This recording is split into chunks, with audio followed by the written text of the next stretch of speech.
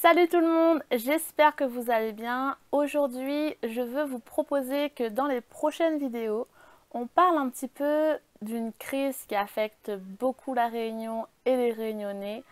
C'est bien sûr la crise requin. On ne peut pas passer à côté de cette crise parce que c'est une chaîne YouTube qui porte sur la Réunion, donc on va en parler et j'espère que vous allez participer. Donc aujourd'hui, dans cette première vidéo, j'aimerais qu'on parle surtout des surfeurs.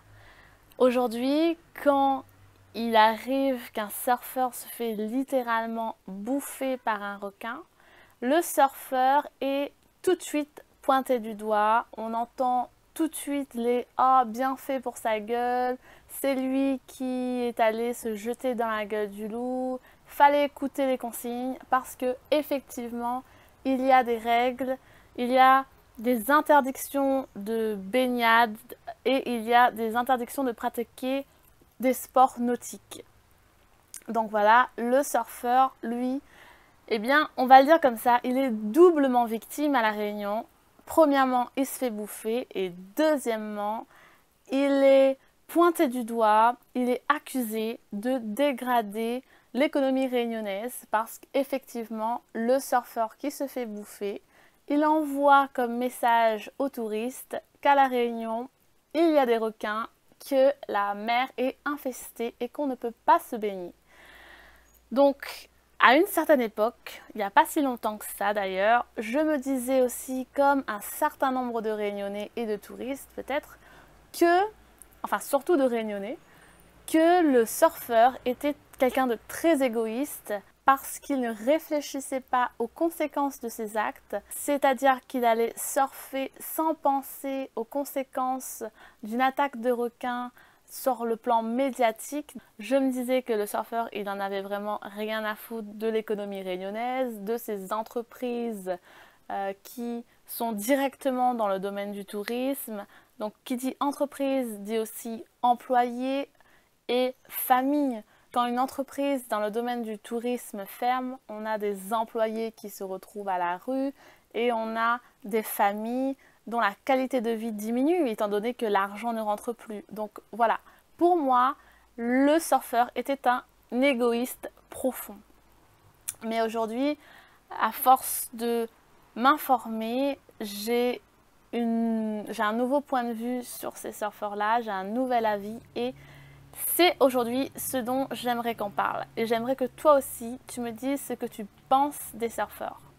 Alors, les surfeurs, ils ne font pas ça exprès. Ils ne vont pas se jeter dans la gueule du loup exprès pour nuire à l'image de la Réunion. Les surfeurs, ils ont une passion. Qu'est-ce que c'est qu'une passion? C'est quelque chose qu'on a profondément envie de faire et qui n'est pas de l'ordre de la raison.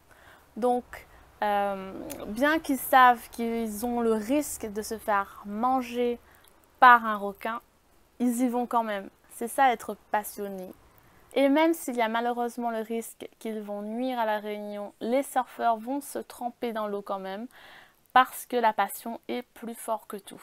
Alors, bien sûr, il y a des gens qui vont critiquer cette passion, mais pour mieux comprendre les surfeurs, essayons de comprendre ce qui fait qu'ils vont aller surfer. Essayons de comprendre ce qu'est véritablement une passion. Et je suis sûre que tout le monde ici a déjà ressenti au moins une fois dans sa vie la passion. Par exemple, il peut s'agir d'une passion amoureuse, vous savez, de cette attirance pour quelque chose. Vous savez que ça peut être nocif pour vous, mais vous y allez quand même. Vous savez que l'amour fait souffrir, mais vous ne pouvez pas vous empêcher d'être attiré par une personne, par exemple. Ou bien vous êtes accro, parce que la passion c'est aussi être accro. Vous êtes accro à la cigarette, vous êtes accro à l'alcool, pourtant vous consommez quand même. Est-ce que vous vous arrêtez pour autant? Est-ce que vous vous permettez de vous juger aussi durement que vous jugez les surfeurs? Mais la passion, que ce soit la passion amoureuse, la passion pour un sport ou pour quelque chose d'autre, reste la même. C'est un sentiment qui fait que sans consommer l'objet de la passion en question, on ne se sent pas vivre, on ne se sent pas vivant, on a besoin de consommer cette passion-là pour se sentir en vie. C'est pour ça qu'aujourd'hui, je ne considère plus que les surfeurs sont égoïstes. Ils suivent tout simplement une passion. Mais leur passion est pointée du doigt, leur comportement est pointé du doigt parce qu'ils sont médiatisés. Mais on leur jette la pierre parce que leur passion est en fait l'attaque de requins est médiatisée. C'est ça qu'il faut comprendre aujourd'hui. On ne peut pas cracher sur les surfeurs parce qu'ils suivent une passion. En tout cas, moi, je respecte les surfeurs aujourd'hui. Bien sûr, je ne leur dis pas d'aller se jeter dans la gueule du poisson. On déteste ça, entendre qu'un gars s'est fait bouffer par un requin. On déteste ça. Jamais de la vie, si j'ai un ami surfeur, je lui dirais, vas-y, va te baigner. Non, j'aimerais pas qu'il y aille. Mais cette personne-là, elle suit une passion. Et au lieu de juger le surfeur, rappelons-nous ce que c'est qu'une passion. Rappelons-nous nous-mêmes nos propres comportements passionnés qu'on ne peut pas stopper avant de juger et avant de dire, ben voilà, ce surfeur-là, il l'a mérité. Ayons de la compassion pour les surfeurs. Ce sont des Réunionnais comme nous. Ce sont des personnes. Ne nous déshumanisons pas. Ce sont des gens qui meurent. Il y a trop de méchanceté sur les réseaux sociaux. Il y a trop de commentaires horribles au sujet des surfeurs. Il n'y a pas de soutien. Il y a juste du bah, tant pis pour sa gueule, il l'a mérité, il l'a cherché. Non, il ne faut pas oublier qu'on ne choisit pas ses passions. On subit ses passions. Et les surfeurs savent très bien le risque qu'il y a derrière. Il y a des passionnés de surf qui pratiquent le surf dans d'autres pays, mais statistiquement, ils sont beaucoup moins bouffés que nos surfeurs réunionnais.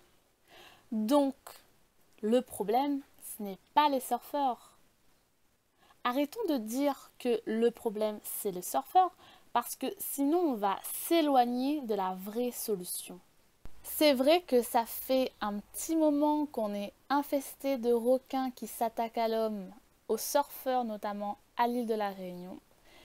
Et voilà, on doit se poser les bonnes questions, on doit trouver les vrais responsables, donc oublions, les surfeurs ne sont pas responsables. On va plutôt se concentrer à chercher les causes de cette prolifération de requins à la Réunion et de réfléchir sur les solutions qu'on doit apporter.